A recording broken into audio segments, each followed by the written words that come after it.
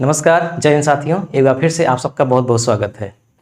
क्या कोई भी व्यक्ति अपनी पत्नी का फ़ोन कॉल बिना उसकी अनुमति के रिकॉर्ड कर सकता है क्या? यह एक प्रश्न है। अभी छत्तीसगढ़ हाई कोर्ट ने एक निर्णय दिया इस पर और पंजाब हाई कोर्ट का भी एक निर्णय है। तो इन दोनों हाई कोर्ट का निर्णय इस पर क्या आया है, यानी इन लोगों ने क्या कहा है, उसकी हम चर्चा करेंगे। हालांकि इस पर अभी तक सुप्रीम कोर्ट ने कुछ नहीं कहा है, लेकिन हाई कोर्ट का भी जो आदेश है, जो विचार है, जो वो कहता है, वो भी एक बहुत बड़ा कानून माना जाता है। तो छत्तीसगढ़ हाई कोर्ट ने क्या कहा और पंजाब हरियाणा हाई कोर्ट ने क्या कहा, इस पर हम आपको बताएंगे। देखिए मामला क्या है। मामला ये है कि छत्तीसगढ़ हाई कोर्ट में एक औरत मतलब पत्नी अपने पति के खिलाफ जाती है, मुकदमा दर्ज कराती है। तो उसमें होता क्या है कि वो बताती है कि मतलब पति बताता है, पति अपने डिफेंस में बताता है कि देखिए हमारे और पत्नी के बीच में ये फ़ोन पर बात हुई है, और उसको वो दिखा देता है, सुना देता है न्यायालय में। तो न्यायालय उस चीज़ को वो नहीं मानता। उसके पहले क्या होता था, सेशन कोर्ट में जब पति वो चीज़ सुनाया था जज को, तो उसको एक्सेप्ट कर लिया गया था, मतलब उसको एविडेंस के रूप में मान लिया गया था कि ठीक जो आप लोगों के बीच में बात हुई है यह एक प्रमाण है, यह एक गवाही है। तो पत्नी ने क्या किया, इसके खिलाफ हाई कोर्ट में मुकदमा दायर किया सेशन कोर्ट के अगेंस्ट। तो हाई कोर्ट ने सेशन कोर्ट के नियम को उलट दिया। उसने बताया कि नहीं, ये एक प्राइवेसी का मामला है, कोई भी पति अपने पत्नी का बिना उसकी अनुमति के फ़ोन रिकॉर्ड नहीं कर सकता, कोई भी गुप्त बात वो शेयर नहीं कर सकता बिना उसकी अनुमति के। तो छत्तीसगढ़ हाई कोर्ट ने किस चीज़ को ध्यान में रख करके, किसको आधार बना करके ये निर्णय सुनाया, वो हम देखते हैं। देखिए हमारा भारत का एक संविधान है जो कि सर्वोपरि है। अगर हमसे पूछा जाए कि हमारे देश में सर्वोपरि क्या है, सबसे प्रमुख क्या है, तो वो होती है जनता। ठीक, जनता ने ही एक तरह से अप्रत्यक्ष रूप से संविधान को बनाया है। तो संविधान सर्वप्रमुख है, सबसे बड़ा कानून है, संविधान के नीचे सब कुछ है। तो संविधान में बहुत सारे आर्टिकल हैं, यानी कि अनुच्छेद हैं। उसमें एक बहुत महत्वपूर्ण आर्टिकल है 21। यह एक मौलिक अधिकार है। बहुत सारे मौलिक अधिकार हैं, उनमें से आर्टिकल 21 के तहत जो मौलिक अधिकार है वो बहुत महत्वपूर्ण मौलिक अधिकार है। और सभी मौलिक अधिकारों में अगर बात की जाए तो अनुच्छेद 21 और अनुच्छेद 32 बहुत बड़े मौलिक अधिकार माने जाते हैं। तो अनुच्छेद 21 में लिखा गया है प्राण एवं दैहिक स्वतंत्रता का संरक्षण।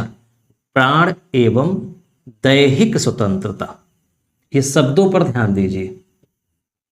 यानी कोई भी भारत में रहने वाला कोई भी व्यक्ति हो, यहाँ व्यक्ति का मतलब नागरिक भी हो सकता है, यानी कि भारत का नागरिक भी हो सकता है और विदेशी भी हो सकता है। ध्यान रखिएगा, कोई भी अगर भारत में व्यक्ति रह रहा है तो वो चाहे इंडियन हो, यानी कि भारत की नागरिकता उसको प्राप्त हो, या फिर वो बाहर से घूमने के लिए आया हो, या कुछ दिन के लिए काम करने के लिए आया हो, वीजा पर आया हो, किसी तरह वो आया हो, लेकिन अगर वो भारत का नागरिक नहीं है, फिर भी इन दोनों को ये अधिकार दिया जाता है अनुच्छेद 21, यानी प्राण एवं दैहिक स्वतंत्रता। यानी हमें अपने प्राण की रक्षा करने की स्वतंत्रता है, शरीर की रक्षा करने की स्वतंत्रता है। और ये इतना व्यापक है कि जब इसका ब्रीफ किया जाता है, इसको विस्तार में बताया जाता है, तो इसी में आता है निजता। यानी हम कुछ अपनी निजता को भी बनाए रख सकते हैं, ये भी हमारा मौलिक अधिकार है, कोई व्यक्ति उसको उजागर नहीं कर सकता।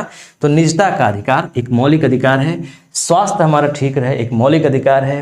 पुलिस भी हमें हिरासत में लेती है तो ये हमारा मौलिक अधिकार है कि हमें टॉर्चर ना करे, वो हमें अनावश्यक दंड न करे। और अगर कानून भी हमको मृत्यु दंड देता है, क्योंकि लिखा है ना प्राण की स्वतंत्रता, यानी कि हमारी जान नहीं ली जा सकती, लेकिन आप देखते होंगे कि फांसी की भी सजा सुनाई जाती है, तो इसका उल्लंघन हो गया तो नहीं।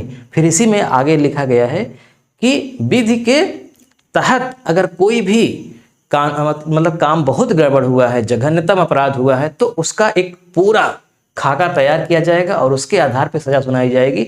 अनावश्यक ऐसे ही साधारण रूप से किसी का प्राण नहीं लिया जा सकता और किसी के भी निजता का हनन नहीं किया जा सकता। इसको ध्यान में रख करके सुप्रीम हाई कोर्ट ने फैसला सुनाया। ये 2023 का फैसला है एक तरह से। और 2021 में भी पंजाब एवं हरियाणा हाई कोर्ट ने भी इस पर यही बात कही थी कि कोई भी व्यक्ति किसी का फ़ोन कॉल रिकॉर्ड करने का अधिकारी नहीं है, उसको न्यायालय के समक्ष गवाही के रूप में प्रस्तुत नहीं किया जा सकता। यहाँ तक कि अगर हम अपनी पत्नी का भी फ़ोन टैप करते हैं बिना उसकी इजाज़त के, तो वो हमारे किसी काम का नहीं है, क्योंकि उसका भी एक निजता है। भले वो हमारी पत्नी है, लेकिन वो हमारी प्रॉपर्टी नहीं है।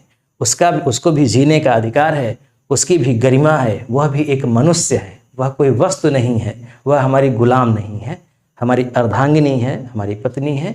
इसलिए उसका ये अधिकार है कि वो भी अपनी कुछ बातों को गुप्त रखना चाहती है, नहीं शेयर करना चाहती है, तो उसका ये मौलिक अधिकार है और कोई उसका ये मौलिक अधिकार छीन नहीं सकता। तो कोई भी पति अपने पत्नी का फ़ोन कॉल नहीं रिकॉर्ड कर सकता। अगर करता है तो यह एक जुर्म है। अब बात आती है सामाजिक स्तर पर इसका क्या परिणाम होगा। क्या बहुत सारी पत्नियां इसका नाजायज़ फ़ायदा उठाएंगी? ये भी एक प्रश्न उठ सकता है। क्या बहुत सारे पतियों को असुरक्षा का भावना महसूस होगा?